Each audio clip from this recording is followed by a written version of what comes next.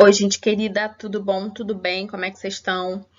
Então, meus amores, depois dessas 3 semanas separados, vamos dar prosseguimento à nossa aula maravilhosa de História do Brasil. Vocês lembram que nossas duas últimas aulas foram aulas de revisão, mas a anterior a gente estudou o bandeirantismo, né? Que foi essa ação dos paulistas de interiorizarem na colônia, né? Ajudarem nesse processo de interiorização, adentrarem os sertões. Nessa aí deles irem atrás de indígenas para serem aprisionados, escravizados, irem atrás de metais preciosos e tal, eles encontraram os tais metais preciosos. Muito bem, chegam até as regiões das minas e foi aí que a gente parou, beleza? Vocês lembram disso? Muito que bem. Então, hoje a gente vai estudar mineração, como é que foi esse processo exploratório, que sociedade foi essa que se constituiu em torno da mineração, tá bom? Vamos entender esse bafafá. Show? Então, vamos que vamos. Muito bem, como eu estou com saudade de todos, como estou com saudade de História do Brasil, que é uma matéria maravilhosa, e eu não sei se vocês lembram, se vocês conseguiram revisar tudo, vou traçar aqui um antecedente, antes da mineração se tornar essa grande atividade econômica da América Portuguesa, tá? Então, o que a gente tinha antes, gente? A gente tinha o açúcar como principal atividade econômica da América Portuguesa. Vai ser a principal atividade até o século XVII. Essa colonização é uma colonização, sobretudo, litorânea, presente no Nordeste, sobretudo no Nordeste, né? Então, Pernambuco, Bahia, vão ser essas grandes regiões com a plantation de açúcar que elas vão prosperar. O fato do açúcar ter sido a principal atividade na pauta exportadora não quer dizer que não houvessem outras atividades econômicas aqui na América Portuguesa. Então, havia uma simultaneidade das atividades econômicas. Ao mesmo tempo que estava sendo produzido o açúcar aqui, também estava sendo extraído o pau-brasil. O pau-brasil vai ser extraído até o século XIX, quase. A cachaça estava sendo exportada, as drogas do sertão, a mandioca, tá? A pecuária vai ser essa atividade que vai orbitar em torno dessas outras, né? Vai ser uma atividade complementar e também uma atividade para a subsistência dessa população que estava produzindo todas essas coisas aí. Muito bem, o que a gente tem no século XVII? A gente tem as invasões holandesas. A gente estudou a invasão holandesa em Salvador, que eles são logo expulsos, e a gente estudou a invasão holandesa em Recife. Lembram? E aí houve a produção de açúcar, o Maurício de Nassau, né? E os holandeses, eles estimularam a produção do açúcar, emprestaram dinheiro aos proprietários de terra, aos senhores de engenho, vocês lembram? Muito bem, teve um tempo de muita prosperidade nessa região, mas num dado momento eles são expulsos daqui. Lembram? Muito bem, são expulsos daqui e vão para onde? Vão para as Antilhas e começam a produzir açúcar lá. Eles aprendem aqui, eles ganham o know-how da produção do açúcar e eles levam esse know-how para as Antilhas e o açúcar produzido lá começa a concorrer com o açúcar produzido aqui na América Portuguesa. Chato para Portugal, né? Porque o açúcar nas Antilhas vai ser mais barato do que o açúcar produzido aqui e aí Portugal vai ficar em desvantagem. Muito bem. Temos também no século XVII um período de União Ibérica. O que foi a União Ibérica? A união da coroa, ou a subordinação de Portugal e de todas as suas possessões à Espanha, à coroa espanhola. Né?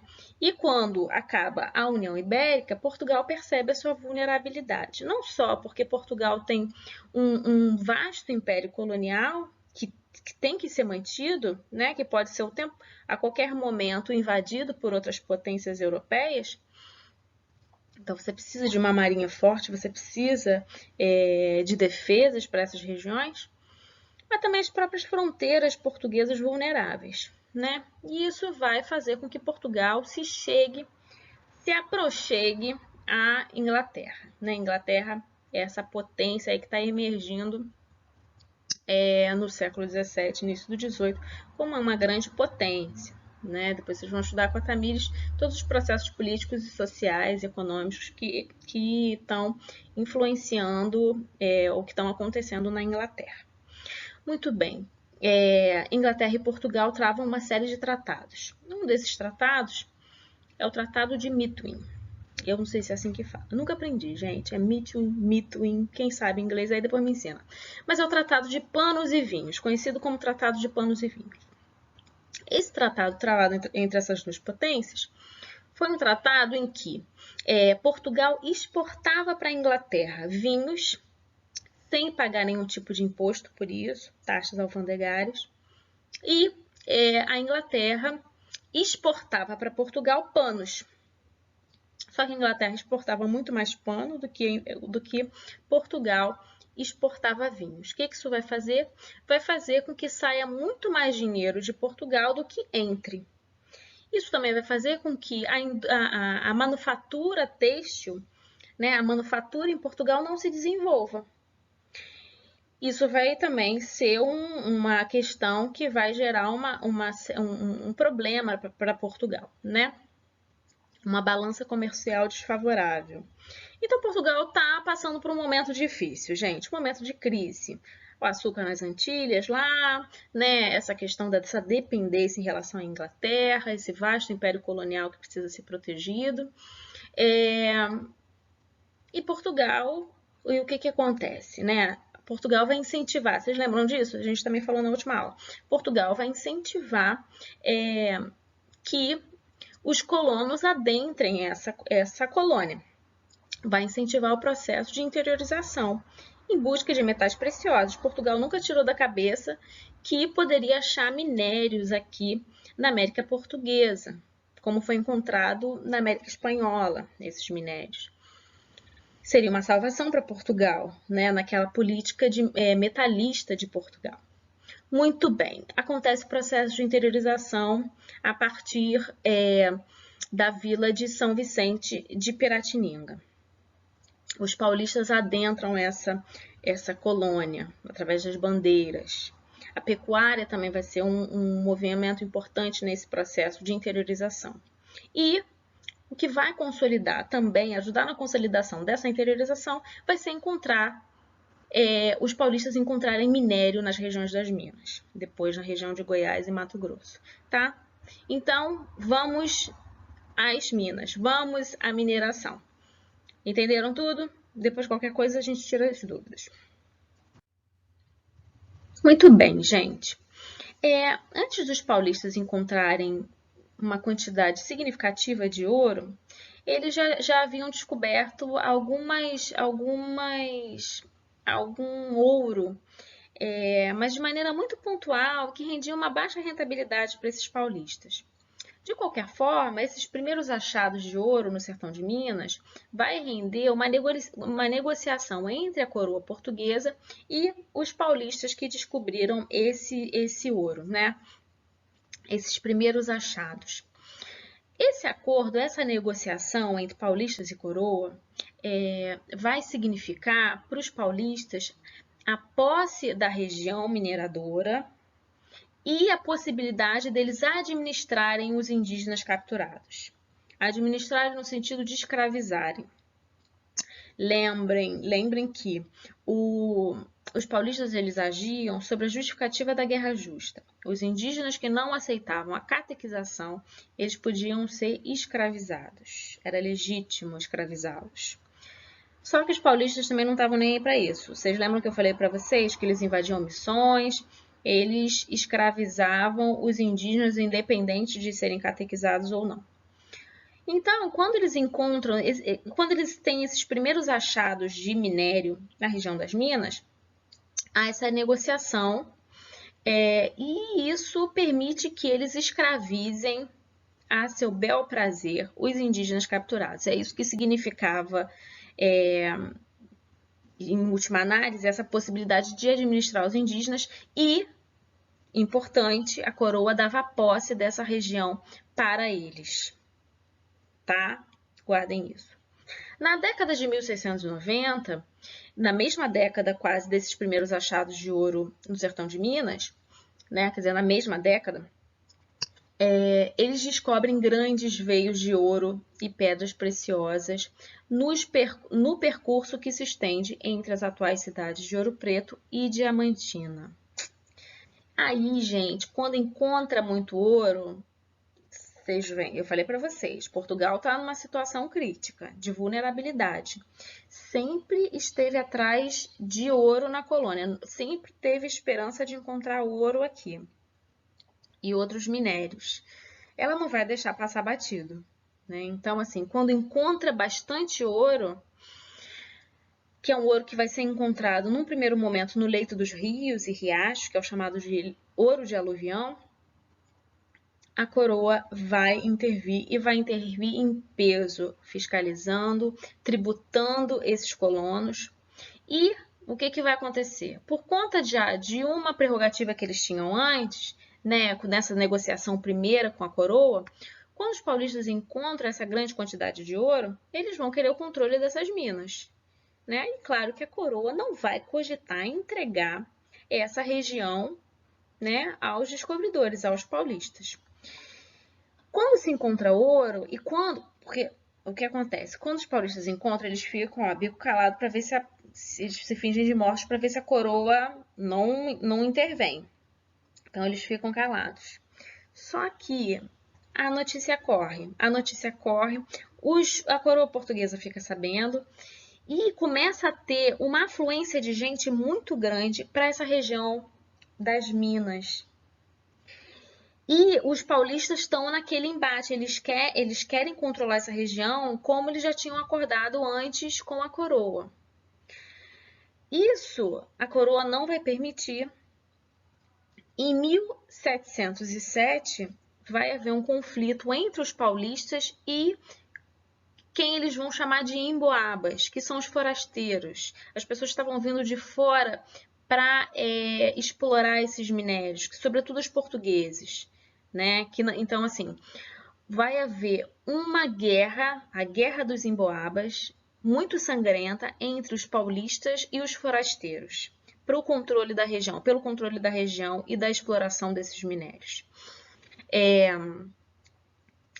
Por conta dessa sanguinolência toda, a coroa vai intervir. A coroa acaba dando perdão para todos os envolvidos nessa guerra, mas a coroa faz com que dá para os emboabas, né, esses forasteiros, sobretudo para esses portugueses,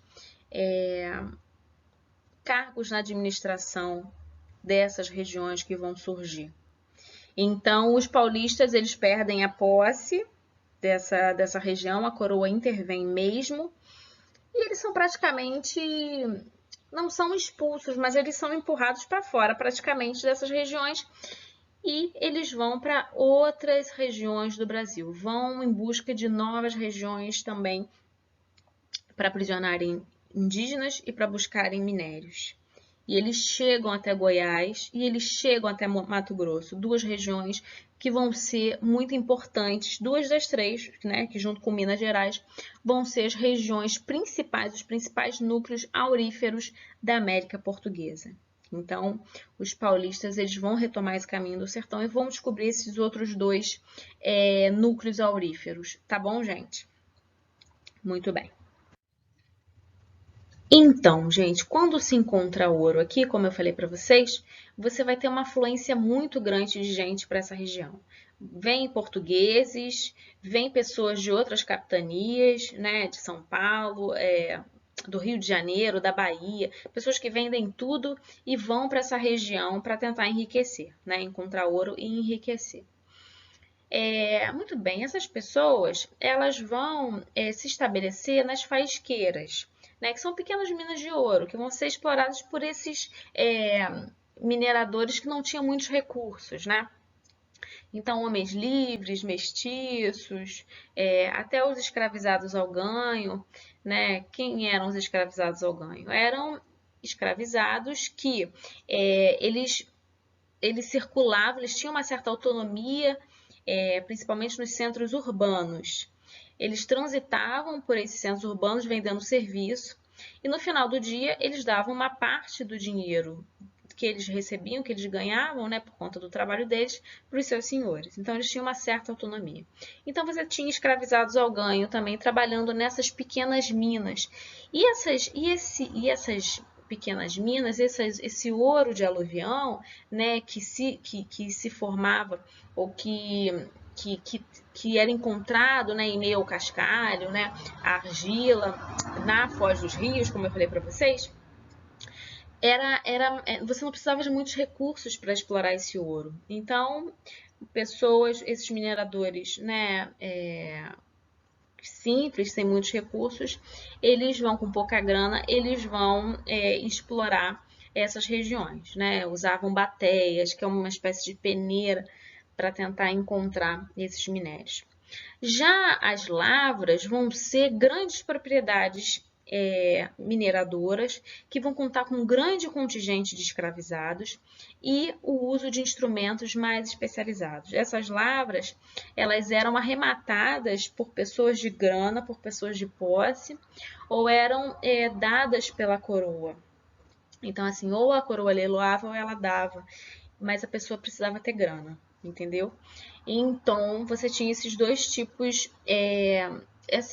de atividades e dois tipos de propriedades mineradoras, se é que eu posso falar assim, né? Muito bem. Não sei se vocês estão vendo a imagem muito bem, mas eu coloquei aqui uma pintura do Rugendas. E o Rugendas, ele tá pintando essa exploração do ouro de aluvião. Nesse primeiro plano aqui, tá vendo? Esses homens, eles estão com essas bateias peneirando ouro, peneirando essa argila, né, essa areia para ver se encontra o minério. Lá atrás também o ouro de aluvião. Mas você tem um outro tipo que, não sei se vocês estão vendo aqui, esses escravizados estão subindo esse morrinho aqui. Então, nessa encosta da montanha, eles estão escavando para extrair o ouro que está na pedra, que está na rocha. Então, esse é um outro tipo de exploração, uma outra forma de você encontrar ouro além do ouro de aluvião, tá bom, gente? Então, também havia essa possibilidade de extração. Bom, gente, por enquanto é isso. Sobre mineração é isso. Para vocês saberem mais, porque é uma aula que não pode ser muito longa, deem uma olhada na nossa apostila. Esse capítulo da nossa apostila está muito bom. É da página 138 a 145, tá? Leiam, porque qualquer dúvida que vocês tenham ficado em relação à aula, lá eu acho que vocês vão poder tirar as dúvidas. E qualquer coisa, eu tô no chat. Tá bom, meus amores? Um beijo, fiquem bem.